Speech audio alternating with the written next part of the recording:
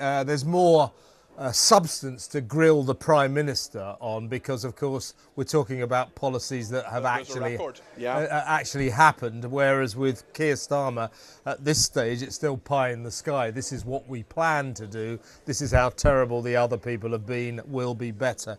So it's all a bit nebulous in terms of the opposition leader. So I'm not in any way accusing Beth of being unfair. I think that's only the natural proceedings. That's what will happen in these circumstances. But you're right, I noticed during the Keir Starmer interview, and this is a bit of a bugbear of mine, I'm sure it annoys you as well, but one member of the audience sort of almost shouted, look, why don't you answer the question? And yet again he didn't. I mean, Keir, and I think Beth should have nailed him a bit more on it, delivered a masterclass in evasion. If he didn't like the question in that time-honoured, infuriating Westminster way, he just answered his own question. Yeah, and actually that came up time and time again when it came to tax as well, because there were lots of questions on capital gains tax, for example. Beth Rigby eventually got an answer on that, but Keir Starmer did what he always does, which he says, I have no intention of raising taxes, I don't want to raise taxes, for example. But actually, I mean, nobody wants to raise taxes, nobody has the intention of raising taxes, but that doesn't say I won't raise taxes on things like capital gains tax, for example. They've ruled out VAT, although not VAT on private school fees, and he was tackled on that one as well, and a couple of other taxes as well, income tax and national insurance as well. So certainly there are still many, many questions. And I think Keir Starmer, it was interesting, the one that I found most interesting was actually the two sort of slightly lighter questions. So with Rishi Sunak, they said, tell us something about you that will make us like you. And he said, well, I like Haribo sweets and I eat too much sugar. I'm not sure that was the right answer to that question. With Keir Starmer, it said, why are you, you come across as a bit robotic, what would you say to that? And he just sort of, it seemed like sort of deer in the headlights, almost a robot malfunctioning or something. It was a very, very weird moment where he didn't really have an answer to what is a fairly a criticism that's been made many, many times of Keir Starmer, that he doesn't seem to have anyway, much of a personality coming through. But certainly on the substance, he did have answers, but were they answers which convinced people? Well, Labour are still 20 points ahead in the polls. I'm not sure tonight's going to make much of a difference, really, to where the polls are. But we'll hear, of course, from those politicos later on in your programme, Kevin. Yeah, you're in the spin room, and you're going to spin around that room and hopefully find us a few voices from both sides of the political divide. A couple of astonishing revelations that we hadn't heard before. Apparently, Keir Starmer's father was a toolmaker, and Rishi Sunak's mother was a pharmacist. Now, neither of them like to talk about this. They've kept that quiet, haven't they? So, what an astonishing moment. This is another bugbear of mine, and I'm sure you agree, but when will they learn to keep reeling out this claptrap? We've heard it a million times. And by the way, stop pretending you're so lowly and you had such harsh backgrounds, because it's not true. So I think that was slightly irritating. Go on, Peter. The audience actually laughed at that. Exactly. The audience actually laughed at that when Keir Starmer said, my father was a toolmaker, because it is one of the cliches about Keir Starmer. Yeah. It's up there with Jeremy Hunt saying, I used to be an entrepreneur. For example, there's a lot. But then again, as well, there are a lot of people maybe watching this for the first time, maybe hearing from Keir Starmer really for the first time, maybe engaging with politics in the way that they haven't. I mean, I spoke to people earlier in Grimsby, just two people, but who hadn't heard of Keir Starmer. One person wasn't sure how to pronounce Rishi Sunak's first name, for example. You're serious? So there are people right across the country. I'm serious. No, there are people who just do not engage with this stuff. And today in Grimsby, the current Prime Minister and probably the future Prime Minister are here. But to a lot of people, that's not going to affect their lives in an ordinary way. Talk viewers and listeners, they're very engaged, they're very switched on. They know all these details, of course, most of the time. But there are people for whom politics does not make a button of difference to their lives, or it doesn't seem to anyway. So certainly these kind of debates on mainstream television, on our network as well, they will be often for people who are perhaps not as engaged who are thinking about the election. Kevin, I just have Louise Haigh here, who is the Shadow Transport Secretary. She's one of Keir Starmer's top lieutenants, and she is with me. Louise, you're very welcome to talk. Thanks for making the time. What did you make of the debate? Well, I thought Keir got really confident, in particular when he was dealing with the audience. I think I saw the audience warm to him increasingly throughout the debate. I particularly liked when he talked about what his greatest fear was and talked about his children. I think you saw the real humanity and his personality shining through. Rishi Sunak, in stark contrast, looked increasingly out of touch, showed repeatedly that he hasn't learned the lessons from Liz Truss and the disastrous mini-budget, which people are still paying the consequences of, and he's seemingly prepared to go forward with this completely uncosted, unfunded manifesto that will put thousands of pounds on people's mortgages. Louise, who was the leader of the Labour Party between 2015 and 2020? That was Jeremy Corbyn, and I why did Keir Starmer not even just say the words Jeremy Corbyn? He seemed to avoid that question about how he was campaigning for Jeremy Corbyn, wanted Jeremy Corbyn to be Prime Minister. He's embarrassed about it, are you? Well, look, we make no apologies for the fact that we are members of the Labour Party. We're obviously going to campaign for great Labour candidates, and we want to see Labour victory. And the Labour Party stands for the same values on the basis of which it was founded over 100 years ago. But when Keir described the Tory manifesto yesterday as a Corbyn-esque manifesto, what he meant was that it is full of unfunded spending commitments that will cost working people. But he stood on that manifesto. How can we believe him now, given that he's flip-flopped on so many things? And that manifesto was roundly rejected by the British public, as you know. That manifesto, but he wanted it to be implemented. Well, that manifesto, as you know, led to our greatest election defeats in our history.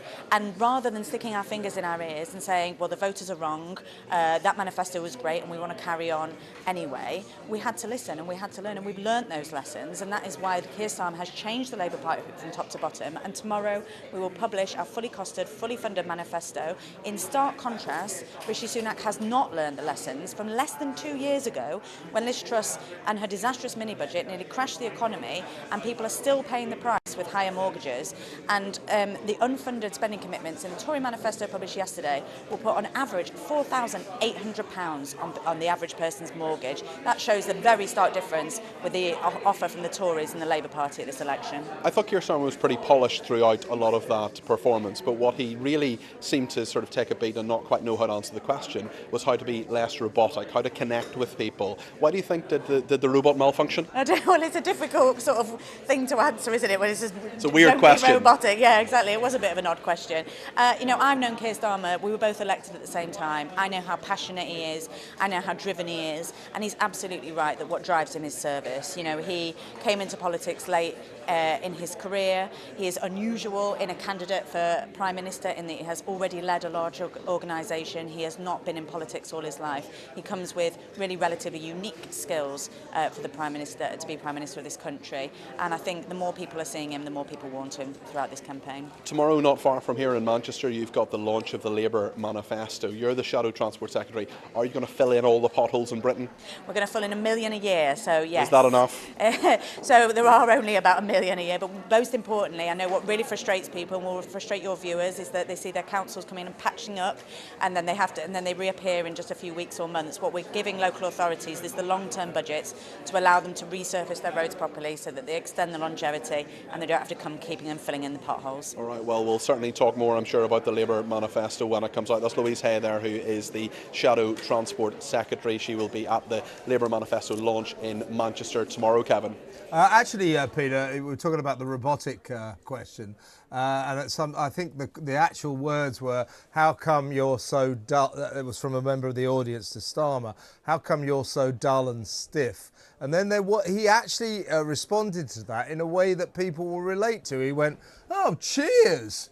It's one of these human moments that they so often seem to avoid. Yeah. That kind of natural reaction to being told you're stiff and dull, that's the sort of thing will warm people to Starmer, but they never seem to quite realise this. And can I ask you before we go to break, I do believe I'm right in saying that Craig Williams, now notorious Flutter, before the election date was called, he won 500 quid on a £100 debt, £100 bet, and the accusation, of course, which I don't know whether he denies or not, will be that he had inside information.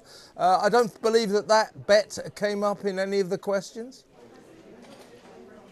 No, it didn't come up in any of the questions, but it's certainly going to come up when I talk to the Conservatives a little bit later on. They're going to put one of their front benchers to us in about half an hour's time on this programme, Kevin. So that will be maybe not my first question, but certainly one of them. So we'll get an answer on that. We've talked a lot about Starmer. Just before we go to break, your feelings on Sunak's performance, because I mean, you know, I hesitate to say this, you know, but I did feel slightly sorry for him to have to sit there and defend the Tories' recent records, and indeed the way he's conducted this campaign was a difficult task, an uphill struggle. And of course, Beth Rigby, of course, the interviewer, nailed him on his notorious 5 promises, basically only one of which he's managed to come good on. So, I mean, he did his best, but he fought a losing battle there, I thought, and the audience were sort of almost amused by his pledges. Well, you're absolutely right, Kevin, and of course he has 14 years to defend, and of course Rishi Sunak wasn't even in Parliament until 2015, so those 14 years are some of the things he had nothing to do with. His hated rival, of course, Liz Truss, he didn't completely dissociate himself from her. He did a bit, but not entirely. So really he is defending a 14-year record rather than less than 2 years that he's actually been Prime Minister, although of course he was Chancellor, Chief Secretary of the Treasury, Local Government Minister before then. So yes, he was always going to be in a defensive position. I think he did not seem as relaxed as Keir Starmer. He certainly didn't seem as relaxed in the second section, the kind of Q&A section with the audience, and faced a pretty hostile audience here in Grimsby, and some zingers of questions, I think, from Beth Rigby saying, why should we believe a single word you say when there have been so many broken promises from the Conservatives? But as you said just a little bit earlier, Kevin, it's very hard to hold the Labour to the same standard, because they will say they'll do certain things. We'll hear a lot more. Their manifesto launches in Manchester tomorrow. We'll hear a lot of what they want to do, but of course they haven't really done anything in national government anyway for 14 years, and the Labour and the Blair and Brown government's record is something the Conservatives would like to talk about, but the country has really moved on, and I got the sense here this evening that the country has moved on, that the audience had moved on. They certainly wanted to have many answers from Keir Starmer. He didn't provide all those answers, but with Rishi Sunak there was sort of a sense that the audience had moved on, and the polls seem to put that up, seem to certainly say that is the case. But we'll be talking, as I say, in about 20 minutes' time to Conservative frontbencher Sir Mark Spencer, and we'll ask him what he thought about it, just as we were speaking to Louise Haigh there, the Shadow Transport Secretary. Yeah, for what it's worth, watching it here on television at TalkTV Towers, I sense that the audience were much more aggressive and hostile towards Rishi Sunak than they were towards Starmer, which isn't to say they weren't slightly... That's how it felt here as well. Yeah, that's what I thought. Which isn't to say there wasn't a certain amount of hostility to some of Starmer's evasiveness. Great report so far, Peter, 10 out of 10. Now, you hit the spin room. You